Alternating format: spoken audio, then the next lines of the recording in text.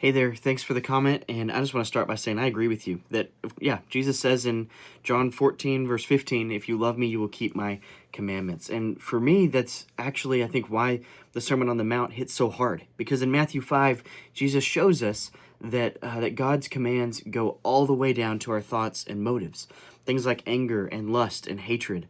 And when I look at that standard, or I think when any of us measure ourselves against that standard, we see that none of us have really kept God's commands, any of God's commands, the way that we're meant to. And even like Romans 3:23 says, all have sinned and fall short of the glory of God. And what that infers then is that only Jesus has obeyed perfectly, like what you were saying. Hebrews 4:15 says that he was without sin, right? So that's why I see the law and the commandments as ultimately pointing us back to him, not to see how well we're doing or not doing. I mean, yes, we can measure against that, but ultimately it's to point us back to him.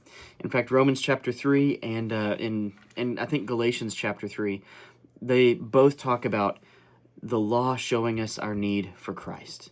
Why? Because he's the one who perfectly loved the Father and perfectly loved his neighbor, and then took our place on the cross.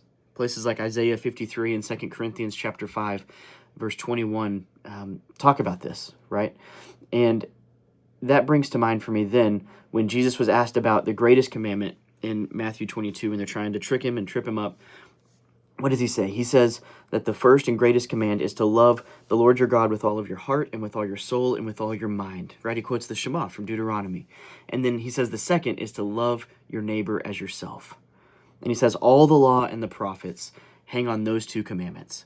And I think that also shows what the 10 commandments were always getting at. The first 4, if you look at them, are about our love for God, and then the last 6 are about our love for other people. And that's in Exodus chapter 20. So, yeah, I mean, I agree with you 100% that God wants our hearts back. Deuteronomy 6:5, that's what Jesus was quoting whenever he was talking about the first and greatest commandment. Deuteronomy 6:5 calls us to love the Lord with all of our heart and with all of our soul and with all of our strength. And then even in like Ezekiel 36 talks about God giving us a new heart and a new spirit. So I just add that our obedience now is real, yes, but it's still imperfect. In fact, Romans and 1 John chapter 1 are really honest about that, I think. That our hope isn't in how well we love him, but in the fact that he loved us first.